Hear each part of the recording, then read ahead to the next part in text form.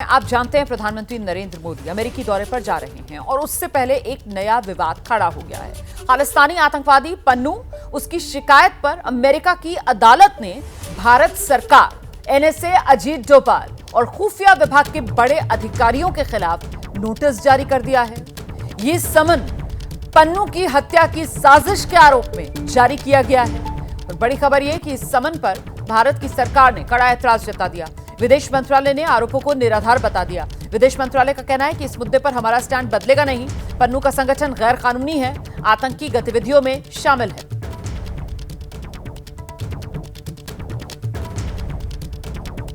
These are completely unwarranted and unsubstantiated imputations. Now that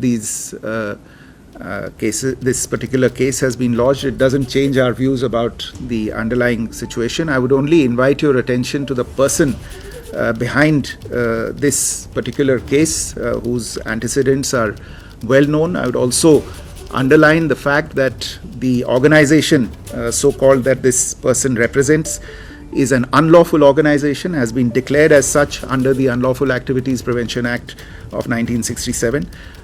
And it has been done so on account of its involvement in anti-national and subversive activities aimed at disrupting the sovereignty and territorial integrity of India. और आप देख रहे हैं इस समय हमारे साथ पूर्व राजनयिक अशोक सज्जनहार जी मौजूद हैं और साथ ही मेरे सहयोगी आशीष कुमार सिंह मौजूद हैं। पहले जरा आशीष का रुख करते हैं और इस पूरी खबर को लेकर अपडेट आशीष से हम ले लेते हैं। आशीष, इतने अच्छे रिश्ते दोनों देशों के बीच और ऐसे में ये अमेरिकी अदालत का समन, ये डेफिनेटली इंडिया के लिए डिसअपॉइंटिंग है, but more than that Romana, मुझे लगता है कि ये एक पॉपुलरली इलेक्टेड गवर्नमेंट को बदनाम करने का फेल्ड अटेम्प्ट है गुरपतवंत सिंह पन्नू की तरफ से। आप देखिए उनका जो एफिडेविट है वो भी बड़ा हास्यास्पद है, रिडिकुलस है कि वो गवर्नमेंट ऑफ इंडिया को पार्टी बनाने की बात कर रहे हैं। हमारे प्रधानमंत्री के बारे में लिख रहे हैं कि जब तक चेयर पे हैं तब तक हम उनको नामित नहीं कर रहे हैं, उसके बाद हम उनको भी पार्टी बना लेंगे। और उसके बाद न्यूयॉर्क की कोर्ट इस तरह का समन जारी कर देती है। भारत सरकार ने बहुत कड़ा पोजीशन लिया है, सख्त रुख अपनाया है। पहले भी इस पे अपना पोजीशन क्लियर किया था और अभी बिल्कुल स्पष्ट फॉरेन सेक्रेटरी ने कहा है कि अनवारंटेड है, अनसब्सटेंशिएटेड है। इस तरह से भारत सरकार इसको कबूल नहीं करने वाली है। और बिल्कुल सही बात है कि गुरपतवंत सिंह पन्नू एक डेजिग्नेटेड टेररिस्ट है, उसको इतनी छूट अमेरिका में नहीं मिलनी चाहिए। और इसी वजह से मुझे सोर्सेज ये भी बता रहे रोमाना कि प्रधानमंत्री जो दौरा करने वाले हैं इसमें भी ये मसला वो अमेरिकी प्रशासन के साथ उठाएंगे, अमेरिकी राष्ट्रपति के साथ उठाएंगे और इस पर कड़ी कार्रवाई की मांग करेंगे। मुझे लगता है कि ये खालिस्तानी गुट, ये खालिस्तानी आतंकी इस तरह के मामलों को सामने उठा करके बेवजह रेकअप करके अपने आप को और फर्दर एक्सपोज कर रहा है। और बेहतर होगा कि ऐसे आतंकियों के खिलाफ अमेरिकी प्रशासन जल्द से जल्द कार्रवाई करे ताकि इस तरह की हरकतें जो वो कर रहे हैं रह रहकर उस पर विराम लग सके।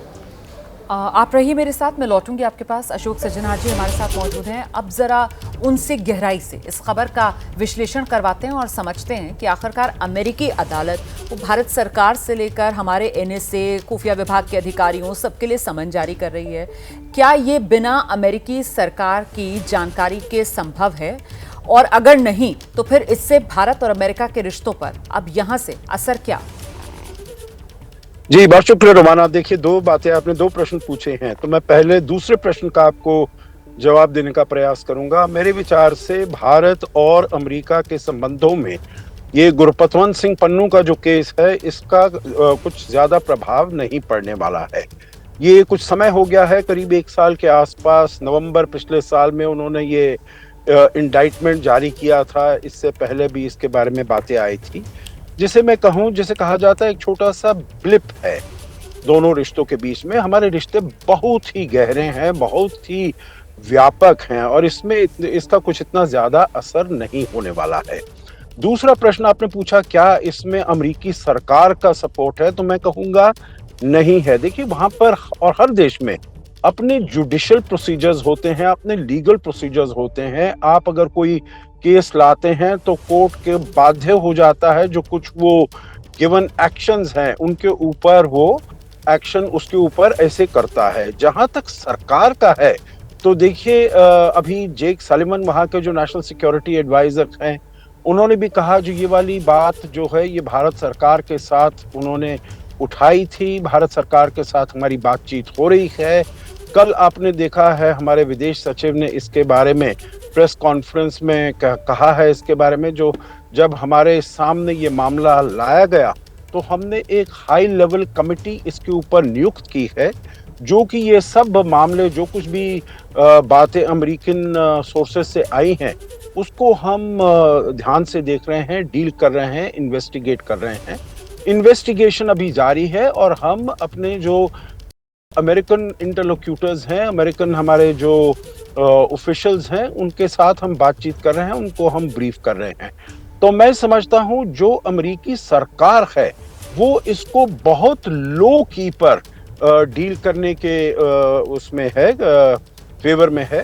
और यहाँ पर गुरपतवंत सिंह पन्नू तो अपनी रेलेवेंस को रोमाना बढ़ाने के लिए, जो देखिए मैं इतना महत्वपूर्ण आदमी हूँ, जो भारत सरकार मेरे विरुद्ध ऐसे काम करना चाहती है, और अपना सपोर्ट को और ज्यादा बनाने के लिए अमेरिका में, कनाडा में, यूके में, ऑस्ट्रेलिया में जहां जहां कुछ ये खालिस्तानी लोग हैं, तो वो ऐसे अपने षड्यंत्र करते हैं, ऐसे वो काम करते हैं। परंतु जैसे मैंने पहले कहा, दोनों देशों के द्विपक्षीय संबंधों पर इसका कोई खास बुरा असर नहीं पड़ने वाला। ठीक है अशोक सर, आपने बहुत डिटेल में ये पूरा का पूरा मामला समझाया। मुझे एक सवाल का और जवाब दीजिए। इस तरीके के जब मामले आते हैं तो फिर उनमें जो प्रोसेस है वो क्या अपनाया जाता है? क्योंकि यहाँ पर अमेरिकी कोर्ट, जिसने इस तरीके से समन भारत सरकार से लेकर एनएसए और हमारे यहाँ के खुफिया विभाग के बड़े अधिकारियों के लिए जारी किया है, ये प्रोसेस क्या अपनाया जाता है सर? और साथ ही साथ अब जबकि ये समन वाला एक मामला सामने आया है,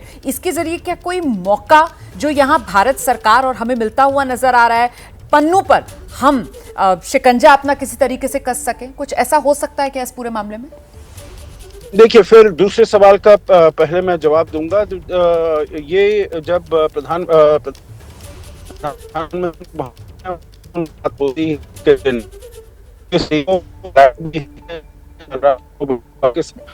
और मैं समझता हूँ हम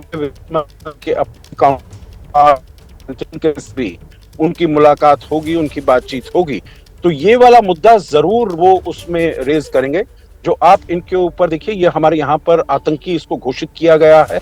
इसकी जो ऑर्गेनाइजेशन है, जिसे कहा जाता है सिक्स फॉर जस्टिस, ये भारत की इंटेग्रिटी और टेरिटोरियल इंटेग्रिटी और सॉवरेनिटी के विरुद्ध काम कर रहा है।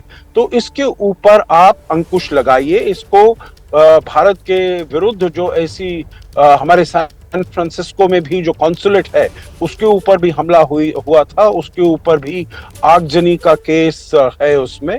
तो ये यकीनन अमेरिकी सरकार को इसके बारे में बताया जाएगा। और जहां तक कोर्ट का मामला है जो आपने पूछा है, तो उसमें मैं यही कहूंगा, जो ये कोर्ट की प्रक्रिया है, हमने इसको रिजेक्ट कर दिया है कंप्लीटली। और ये तो अभी प्रेस इंटरैक्शन में किया गया है, परंतु मेरे ख्याल से लीगली भी हमारी जो एम्बेसी है, हमारा जो कॉन्सुलेट जनरल है न्यूयॉर्क में, वो भी इसको फॉर्मली इसको कोर्ट को बताएगा जो ये बिल्कुल निराधार है, हम इसको बिल्कुल नहीं मानते हैं और हम ये जो आपके समन्स हैं इसको एक्सेप्ट नहीं करते हैं। परंतु फिर भी हमें इसका एक लीगल ओपिनियन लेना पड़ेगा। जो भी लीगल प्रोसीजर्स होते हैं उसको फॉलो करेंगे, परंतु we are on a very strong wicket. हमें किसी प्रकार का उसमें वो नहीं है, डर होने की आवश्यकता नहीं है। बिल्कुल सर,